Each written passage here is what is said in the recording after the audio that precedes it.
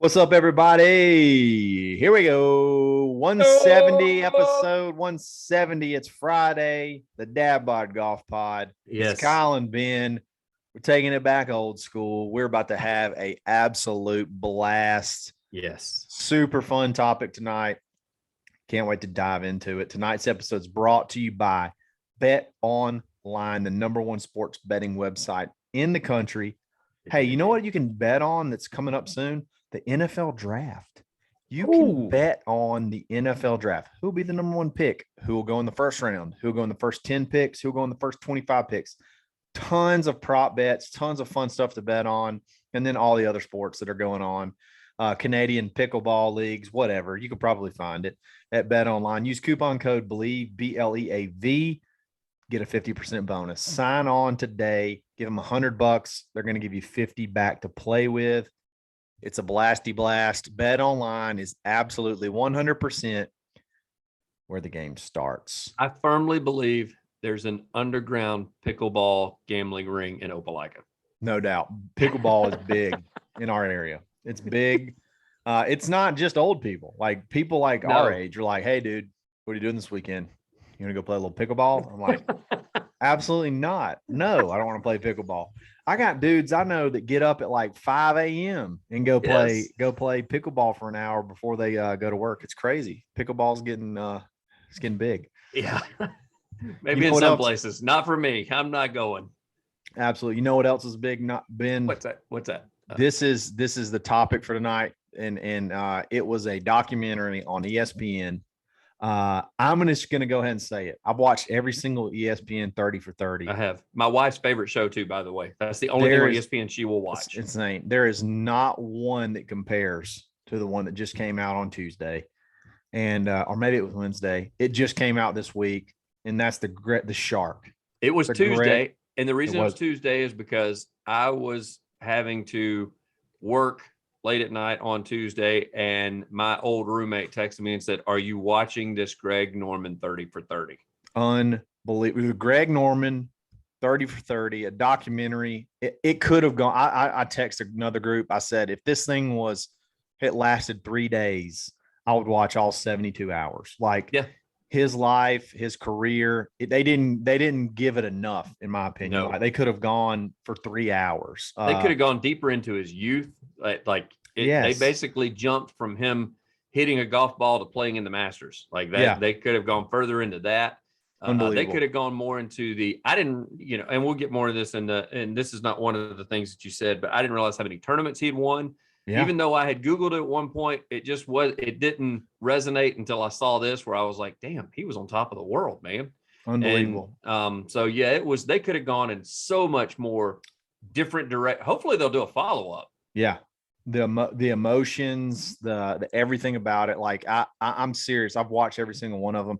To me, it's Greg Norman and then the Pony Excess. That's my two favorite ones. The Pony Excess, we're talking about SMU and the cheating. Express, Pony Express. But the name of it was called the Pony Excess. That's right. The name of and this one was like way ahead. I absolutely adored this one. And there was a John Daly one too. The John Daly one was good, but I like the John Daly one. This is totally off topic, but you said it and it reminded me, because I want you to go check it out and look at it. The Pony XS, the SMU debacle, they've now embraced it. Now the NIL is a thing, and their new recruiting poster is come to SMU, and it's got a big circle in the middle, and it's the gold Trans Am that Tony Dorsett had. Wow. This is NIL before NIL was cool. We just did an episode about NIL. We've been doing this since the 70s. Come get some. That's hilarious. So let's dive into this thing. I took a few, we got a few categories we want to talk about, and just kind of go from there and open some conversation on it, because like I said, polarizing character and just unbelievable documentary that the guys that put it together were just phenomenal. So I want to start off with, by the way, before we get into it, this is totally in all the heterosexual way I can say, he was a good looking man. Oh man. I don't know what he pulled. Of clothes he wore right now. I don't know how much he pulled while on tour, but let me just tell you, man, that was a good looking dude. Man, I mean, I want a hat for sure. I want one of his hats for sure. He made playing golf without a hat cool, like looking good. His style was great. His style is good now. Like it's come back around. It looks good now. Yeah, I'm with you. I'm with you. So Ben, tell me what out of that documentary, what thing jumped out at you the most as far as like one thing, things you didn't know about Greg Norman. So like what jumped out at you? What hit you? Like you're like, holy cow! I had no idea. To start it off with, the first part of it, this is not the one thing, but the fact that he kept honoring her and kept giving her his claret jugs, his mom being the golfer of the family. And being being a 4 handicap. As soon as they said that and they showed her swing and she's out there playing in a dress, and I'm like, holy moly, this is amazing. That's crazy. So, yeah.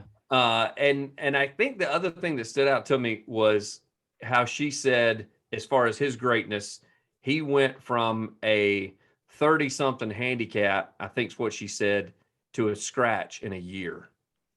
Like that's unheard of, just because he found the focus and the drive to want to say, all right, this is what I want to do. I want to be a golfer. So I'm going to put all my effort into it. And he went from a 30-something. I could be mistaken. I could be mistaken. They say when you start off in Australia, when you start a handicap, it's 27. It starts at 27. And he went from 27 to 0 in a year. Like he picked up a club and learned how to do it. Within a year, he went from 27 to 0.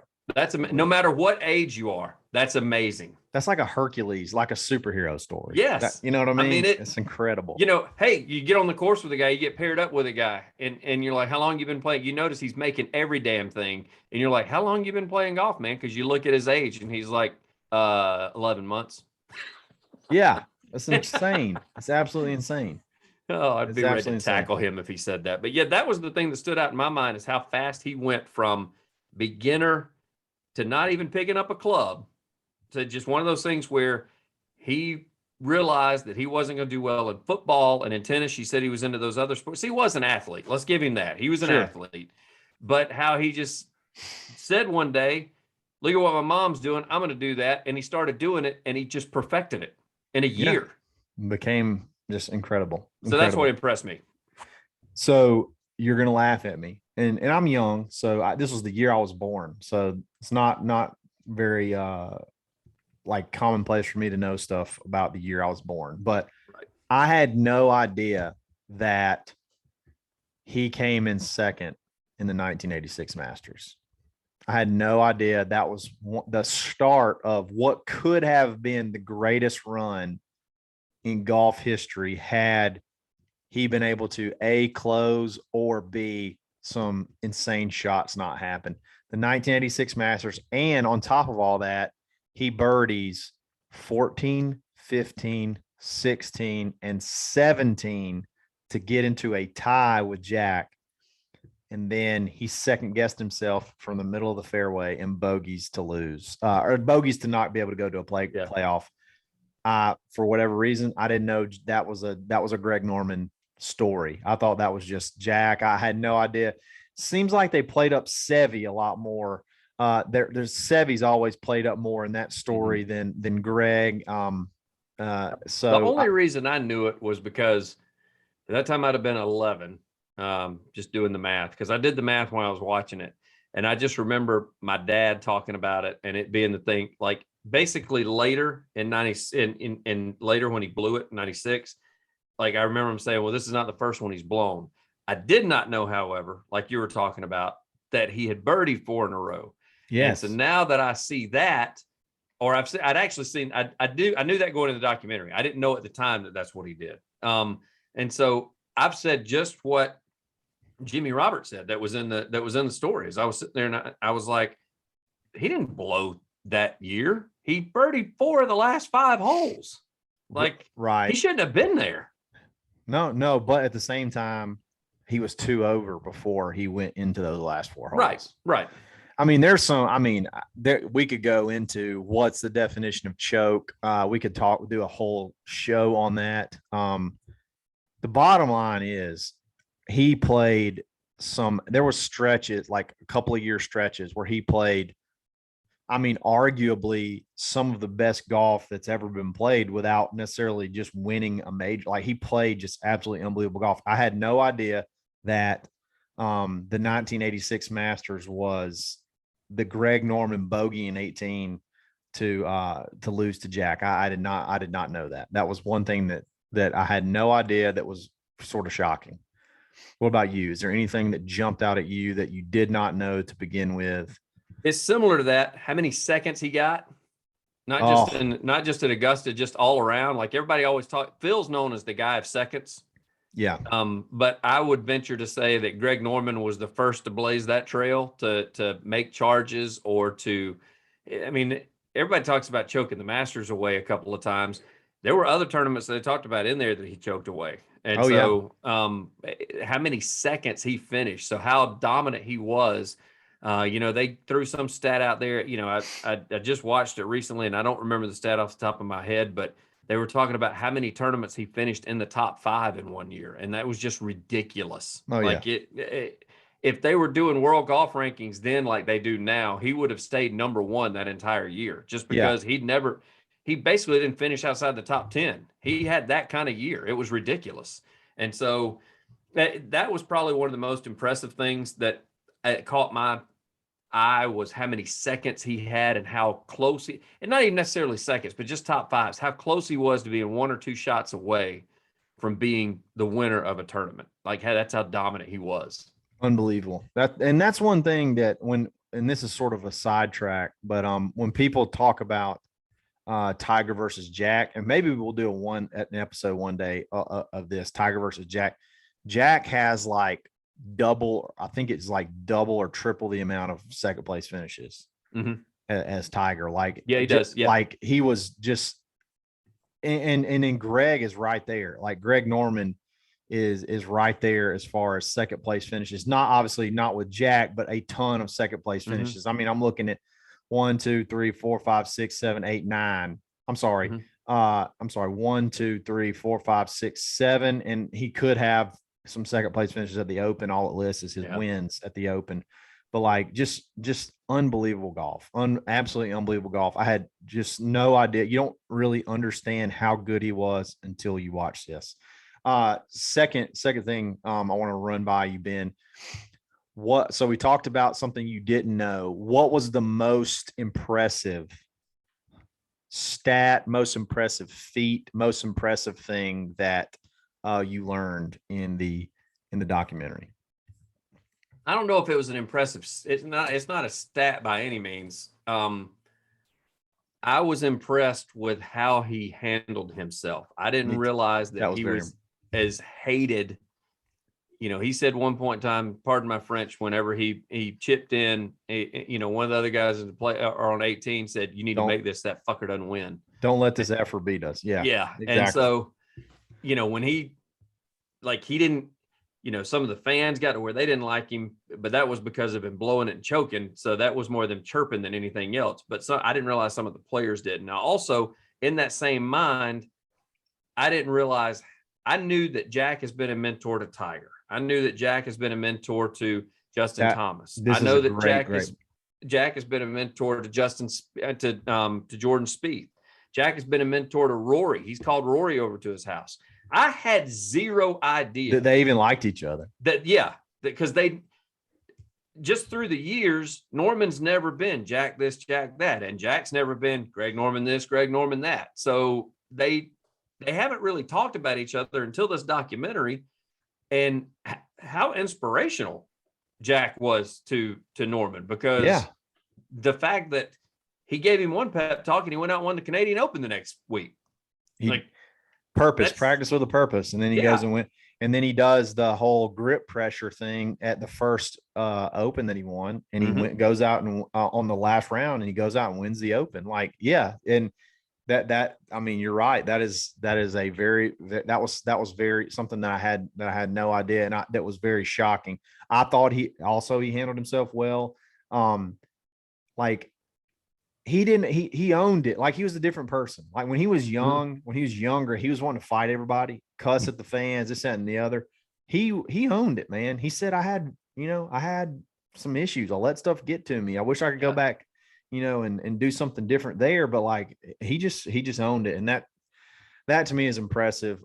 This is something that to me, the most impressive thing, there's two really, but one of the most impressive things is that from the 1986 Masters to the 1987 Masters, he was the 54-hole leader 5 times in a row.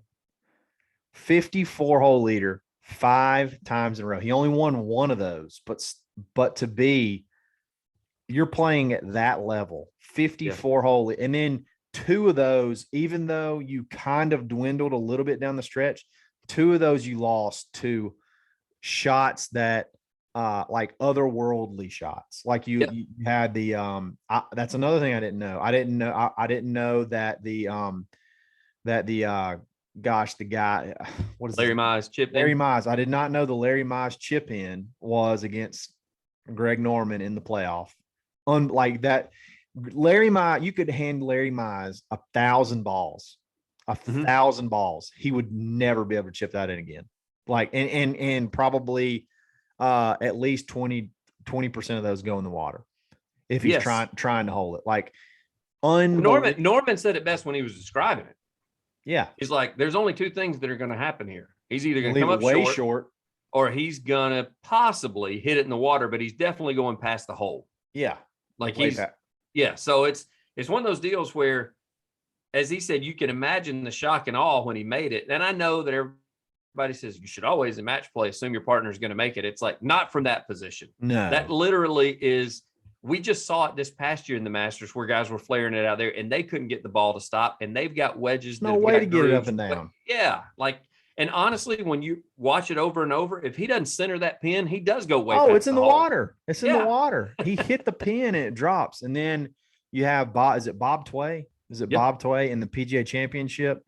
Yes, from the bunker. Holes out short-sided from a bunker. Another one that if it doesn't hit the pin, it rolls 10 to 12 feet by. And then obviously Greg has to hole it.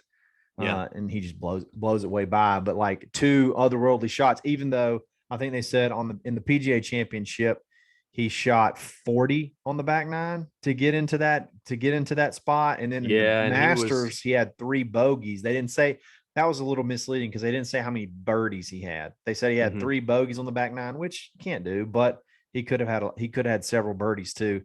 It's just it goes back to the cliche that you said, though, that you hate it coming to the back 9 on the Masters. It clearly he has proven that dating back to 1986. Well, 1996 started on number 1. But then he followed up with a birdie on 2. If you look at the card, he did. They totally glanced over that. Yeah. But then he went from, we'll get to that. We'll get to that in just a minute. But yeah, it's so that blew my mind. The fact that he was 2nd all time in weeks led as official number 1 in the world at like 330 something weeks. Only Tiger has been further, and it's like he's like double that, but still, it's not even close. It's not even close. But I mean, 330 weeks, 6 years, almost 6 years of, or maybe it is 6 years of being number 1 in the world. Like that's in a couple different stints, but I had no idea that he was that big of that. I mean, that he was that good. It was good. It was really, really good. Unrelated to Norman, one thing that impressed me, and I have to admit this because we give him absolute hell ever since we interviewed Boo Weekly. Yeah. Faldo being a pansy. Apparently, when he played, he was not a pansy. Oh, he was a killer. I did not know. As Greg said, when you're out there, most guys, you hit a good shot, they say good shot, good putt, good drive, nice swing, something like that. He said he wouldn't say a damn word to you. Yeah. If you're looking for any sort of validation from Faldo when you're playing with him, forget it. He is focused on his game. Somebody in the documentary said it, and I was thinking it. I just couldn't put my fingers on the person. Somebody said he was Liam Neeson. I think it was Scott Van Pelt. Scott Van Pelt said he gave you the 100-yard Liam Neeson stare. That's it. And he looked at that point in time. Now he kind of looks like Liam Neeson now.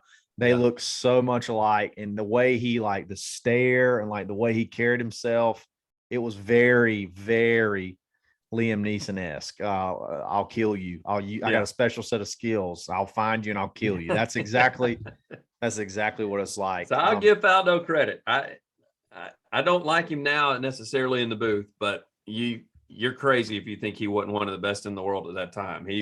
Unbelievable. He golfed his ball, man. Absolutely. Speaking of other things that are spectacular, Primo Golf Apparel, guys. Yes. This is the new thing. This is the blade collar polo. Okay. It's the most comfortable shirt I think I've ever owned. It just feels like I'm not even wearing a shirt. They're unbelievable. They got shirts, they got joggers, they got shorts. I saw Blaine Barber wearing some of the shorts recently. Really? Yeah, looking good. They got belts. They got woven belts, tons of colors, great price. Like typically you're going to pay $100 plus for these belts. I think their belts are like what, $35, and it's good quality, very, very good quality. Primo Golf Apparel, use coupon code DADPOD15,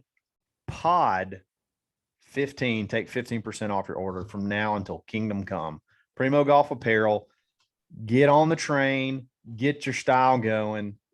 Let's go. Primo Golf Apparel. Get the woven belt. I got one. Absolutely love it. Yes. Gives you a little give when you've had maybe a beer or too much on the golf course. A little stretchy, help you out a little bit. So I absolutely love them.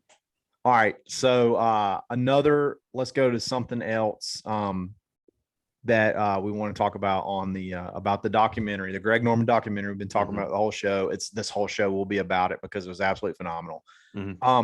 What is something that you wish was in the documentary that was not? Like, what's something that you wish they could have covered more, or they just didn't cover it all, that you wish they would have gone a little bit more into period?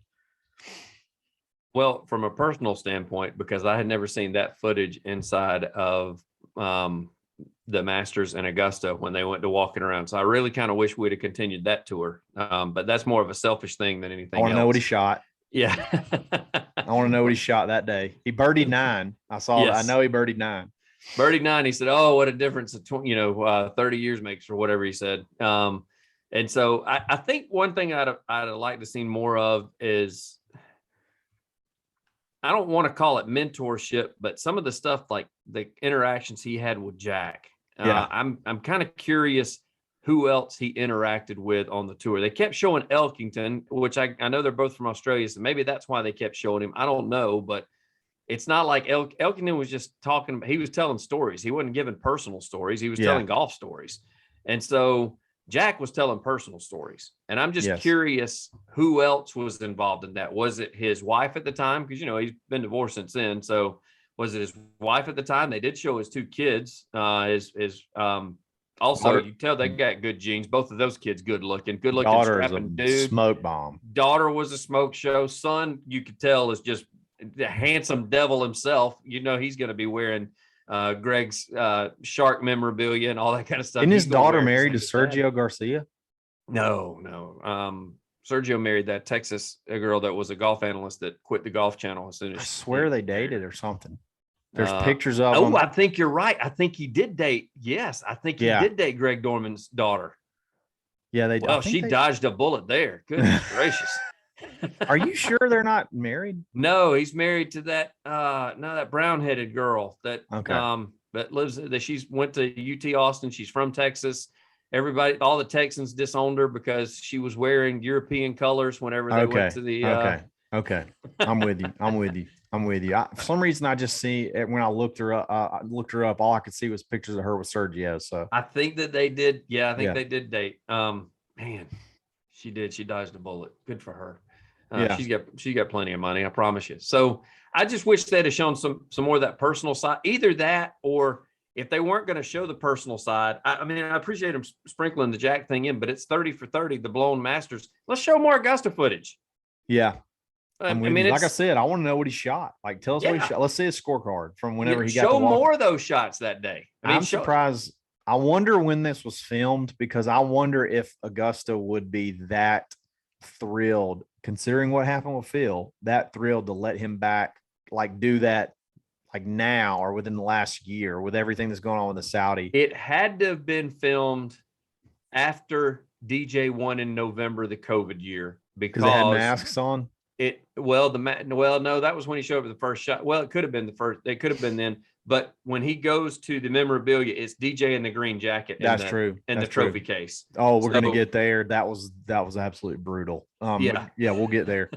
So that was so DJ's in the trophy case, and I'm assuming it's just after he won, because that looks like the current winner's memorabilia. Like that was DJ's jacket up there. That was DJ down in there. It was the menu over on the left for DJ. So the trophy in the middle. You're right about that. It had to be between November and the April. Yeah. And it was, but it had to, I'm kind of wondering, or was it after the? No, it was before. It was before Hideki's Masters. So it was it had to be too, because there were no grandstands when he was around there. You're right. That's it. You've nailed it. That had to be when it was. It was in between Dustin winning and Hideki winning. So I guess like the news of the tour stuff hadn't really heat up. One thing I was disappointed in, in what they didn't show, and I was also disappointed in guys on tour at this time. Like, you don't like a guy because he takes advantage of the money that he's given and he goes and is successful in business. You don't like a guy because he flies a helicopter in. Like, there were some soft ass dudes in the 80s and the early 90s. Oh yeah. Cause now when you see, Tiger having a yacht and everything else, and they're mad because he's buying Ferraris because he can afford them. Yeah. Like, get out of here, man. Like, get out of here. I want to know more. I was hoping we would know more about why. I don't think they did a good job. I hope there's more to why, like, the guys, he wasn't necessarily like universally liked, because he just seems like he just seems like he would be sort of like, he would draw you to him. Like, he would be very like attractive to be around. He was an everyday guy. He just, he loved success and he loved his money. But, you've seen this Saudi stuff. Everybody needs to take recency bias out. Yeah. When you watch this documentary, contrary to what people have said, Greg Norman is not a dick at all. He was just hungry to win, wanted to win, and he loved. He didn't like people from New York. He didn't. No. But he liked the finer things in life. But he wasn't, in my opinion, according to the documentary now, he wasn't cocky like everybody says he is. He wasn't cocky. Because he had the outburst at Shinnecock. Listen, they were being dicks to him, so he gave it back to him. You don't like that? Suck it. I don't care. But why do people get mad? Like, when people are jerks, like fans are jerks and stuff like that, and then the athletes react. Why is that so shocking? Or like, why is that like so offensive? Yeah, sometimes they've had enough. Yeah, that's even Jack said you just can't give it back to him. Yeah, you can. Why, you know Jack? What? You can, Jack, because you know what? Justin Thomas does it like once a week. Yes. I'm perfectly okay with guys chirping back at somebody, especially Kevin Kisner told somebody to go F himself. And we think it's the greatest thing ever. Like, it happens all the time. Yes. Paul Casey, there's video of him like getting after somebody in a grandstand. Like, dude was being a jerk, and he's basically said, "Shut it." He said it so polite. He said, "Listen, Bob, you're gonna shut it," or something like that, or I'm gonna have you thrown out of here. Like, you can't. Greg gets a bad rap for it. These fans have got to realize, and I'm all for it. I know that people say, "Well, I bought a ticket, I can do what I want to do." No, that's not how that works. That's not how that works. You can't get personal. You can't start chirping at people for no reason. All right. Run out on that field, bub. See what that ticket gets you. Run out on the course. See what that ticket gets you. You want to boo a guy? Fine. I'm not big on that, on booing your own team, because there's a lot of people that do it. I'm not big on that at all. But is when you start chirping at a guy and you're following a guy. Most recently, Mike Tyson, dude was chirping him on a plane. He turned around and he laid him out. Yeah, that was a bold move. So, it's at some point in time, like the guy chirping at Charles Barkley when he threw him through a window. You got to shut your mouth at some point. There's a breaking point for everybody. Yeah. And even in the heat of competition, when the adrenaline is high on an athlete, you need to keep your mouth shut. Yeah, keep it shut. Keep it shut. And you know what? When the pro pops back at you, shut your mouth even more, because you just got what you deserve, getting embarrassed on television. Yep. I thought they did a poor job. I would have loved to have seen more of the build up to why people didn't like him. And it seems like it's pretty universal. Like a lot of guys just don't like him. And I would like to have had a little bit more background because like just what I'm watching, it looks like pure jealousy. And he could have been a huge dick. I don't know, but it looked like pure like jealousy is what it looked like. And that's what he said it was. He said a lot of guys were just jealous, and he didn't understand why, because he flat out said, I didn't try to rub stuff in their face. I mean, it's just one of those things where there are things that I enjoyed and I loved, and I had the means and ways to buy them, so I did. Absolutely. Before we get to the last topic, I want to give a shout out to Athletic Greens. Guys, tons of people take vitamins. We all do it, but it's important to choose ones that's top quality. With one delicious scoop of Athletic Greens, you're absorbing 75 high-quality vitamins, minerals, superfoods, probiotics, and those dadgum adaptogens to start your day right. Reclaim your health and arm your immune system with convenient daily nutrition. It's just one scoop in a cup of water every day. That's it. To make it easy, Athletic Greens is going to give you 1 free year supply of immune supporting vitamin D and 5 free travel packs with your first purchase. All you have to do is visit athleticgreens.com/believe. That's BLEAV. Athletic Greens, take ownership of your health. All right, Ben, I want to wrap up here, but I got to make a confession. I have to make a confession.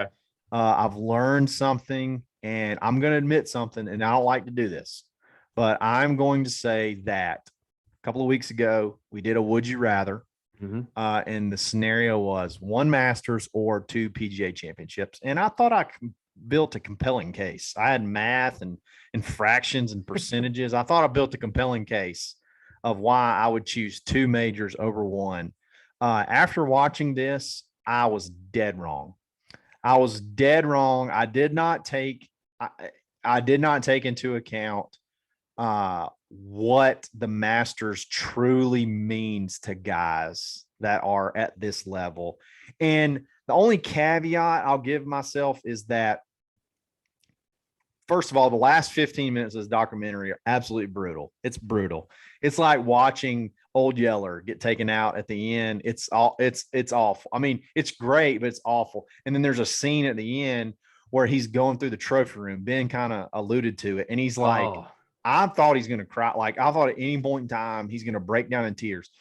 There's a lot of emotions there, but I don't know if it's necessary. Like, what if he wasn't second place 3 times? What if he just won, had 3 top 15 finishes, never had the collapses? Does he still have the same emotions? I don't know. But regardless, what it looked like it would have meant to him.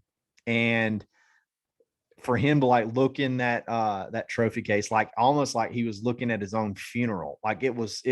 Oh, that's exactly what he was doing. He was watching his life flash before his eyes. It was brutal. I think I've changed my mind. And he won 2 Open championships, not PGA championships, 2 Open championships. I would say, would you say, arguably number 2? I would say it's arguably number 2. Oh, it's well, I've told you before, we're not going to argue about this because you've said it, I've said it. Nate has disagreed with us a couple of times. He's not here to defend himself, but the Masters out of the majors is the easiest field. Yeah, because you got, Sandy Lyle's out there swinging shooting 90 with, playing with number 1 right in front of him. So it's the Open Championship, which I loved. I was wondering how you were taking that. They kept referring to it as the British Open the entire time during the documentary. Even the second one, they said the Open. The first one was the British Open. The second one, they called the Open. I don't know why, because it didn't change to the Open until way later. But anyway, keep going. I think people bounce back and forth on it. I do. But I think that, and you saw the scores of the Open Championship. I think it's a tougher course. I think it's a tougher venue. It's definitely a larger field because it's open. It's definitely a tougher field, like we talked about. So he's got every reason in the world. They could have done a documentary on the guy that won 2 British Opens easily, and instead we did the documentary on the guy that didn't lost win 3 Masters. Yeah. But I'm just saying. And the way it started with the Masters too, Kyle, because he won the Australian Open to get in, and that was like a goal of his. He knew if he won the Australian Masters, he was going to Augusta. He didn't. The start of the documentary didn't say, I knew if I won this, I was getting in the British Open. It was Augusta. It was. I know if I win this, I'm getting in Augusta. Yeah.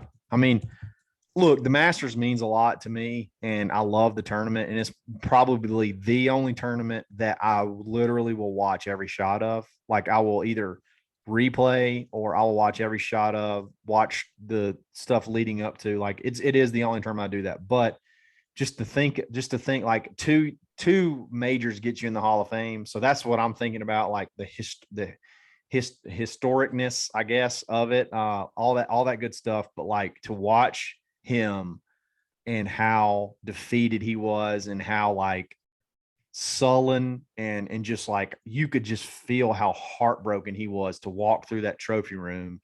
And when he said, oh my God, this is when I thought he was going to cry. When he said, look, this is the coolest tradition. He's like, the winner gets to pick the meal, and then they all signed the menu. What if Nate and I told you that's the most prestigious dinner in all the world? It was the menu right there. I guess Dustin's menu, where everybody signed it, and he was this close. He was this close right there to crying.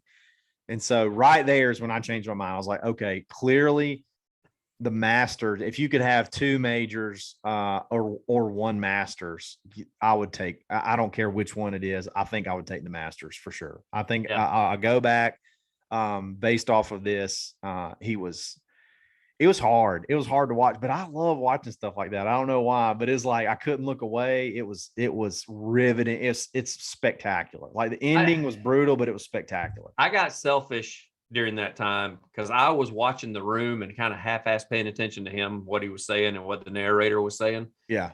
Because I have not seen that footage. I have not seen footage of inside the cabin and seeing how they put the winner up there, and they put his memorabilia from the previous year, and the champions locker room, or the champions locker room. And so how they basically honor for a full year the previous winner of what's going on. And so I selfishly was watching that instead of paying attention to him. But one thing that did stick out in my mind, and I'm not shocked that he said this, whenever they asked him, have you seen this? And he said, no, why would I? Like, he, when he was watching it on the iPad. Yeah. And then the look on his face, that's the other part where I thought he was going to lose it.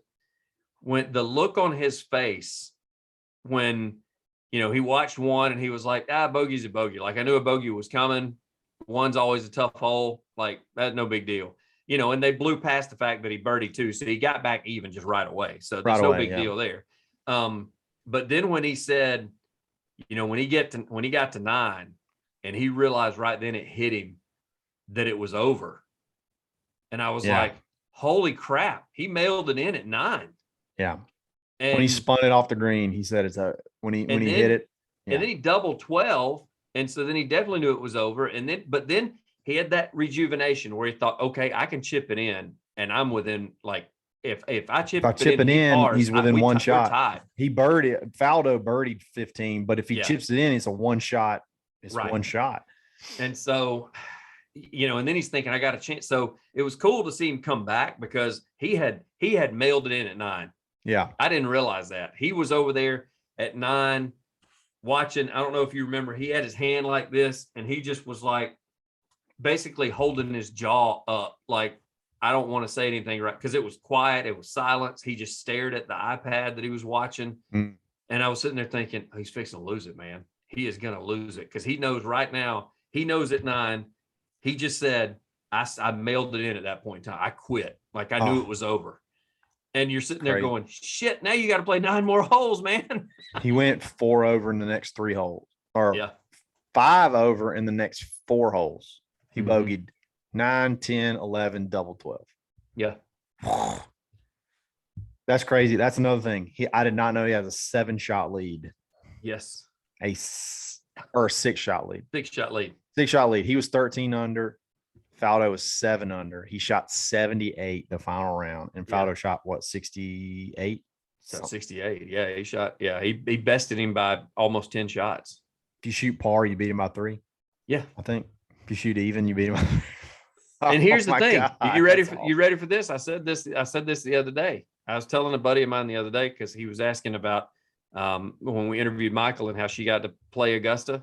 Yeah. And how one of her comments was, pro golfers, like, all the PGA Tour players, they should all be shooting even par better. It's a mental game at that point. Yeah. Because they can, walk in Augusta's, the park. Augusta's easy enough for them. Like, they should all shoot even par better. And so when he's putting up a friggin' 78, that's what I'm sitting there thinking, is I'm like, holy moly, man. Like, you should just be able to shoot even par. Like, what are you doing?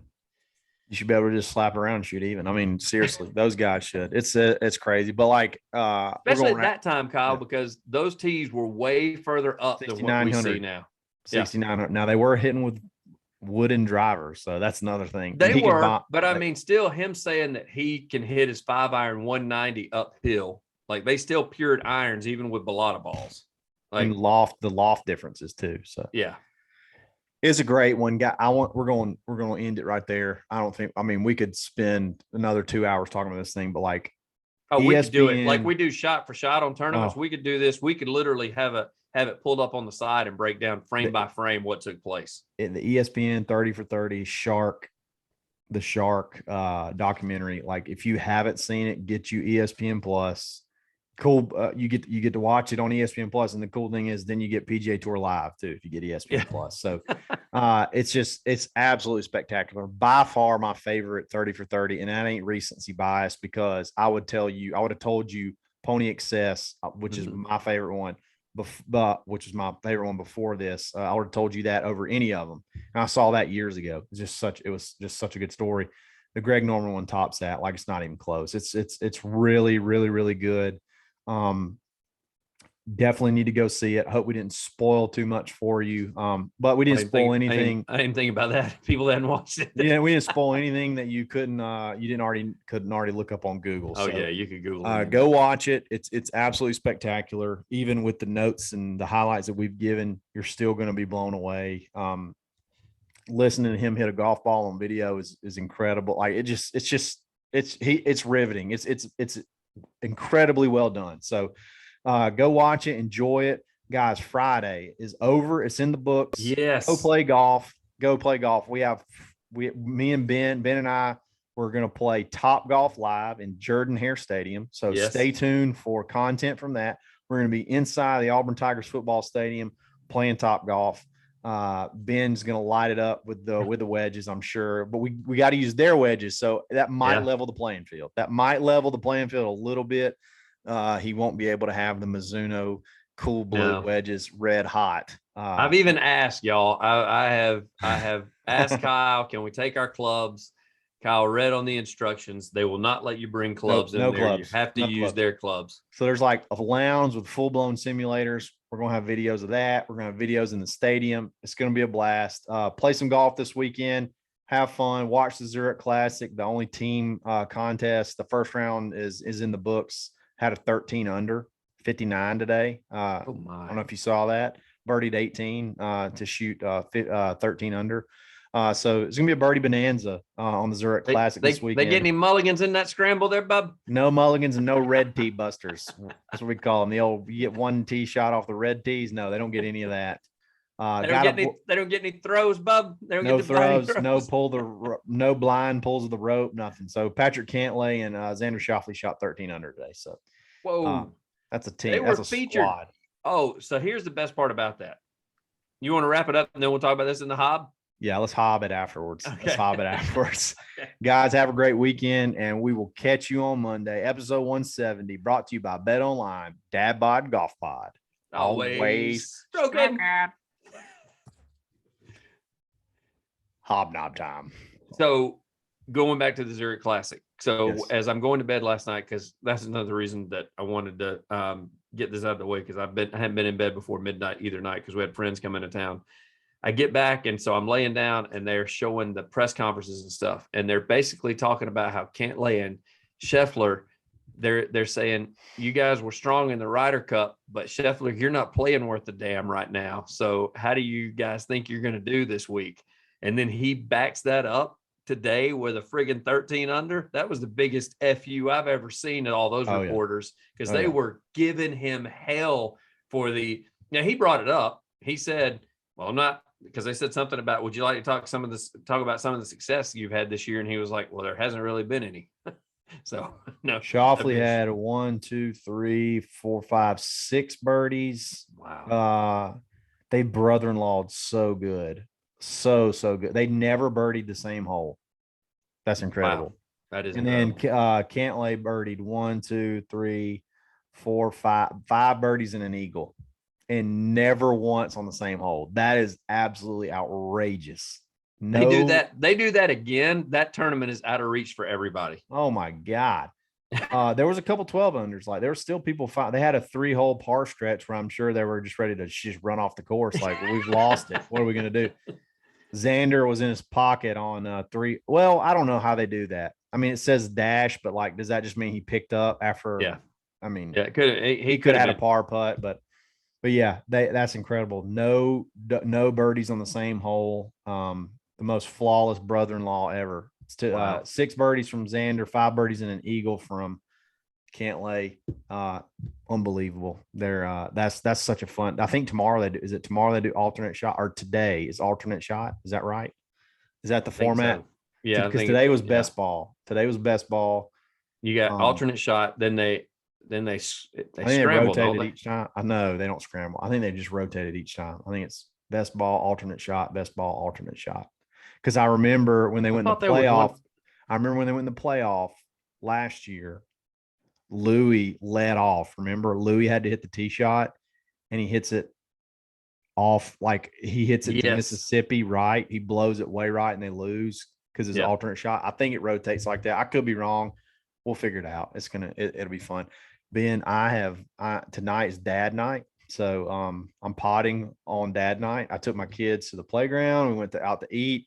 I got them some ice cream, got them nice and comfy, put them downstairs, got a movie on. So in a minute, I got to go and make sure they're still alive. So this has been a blast, but I got to go finish out dad night, get baths going. Mom's having a little mom's night out. So we're mom's out bunkoing. Is that what she's doing? Yeah, something. She's at some I think she's at Midtown. They've been wanting to go to Midtown. So that I think they went to Midtown with a little group of them. So they're having fun.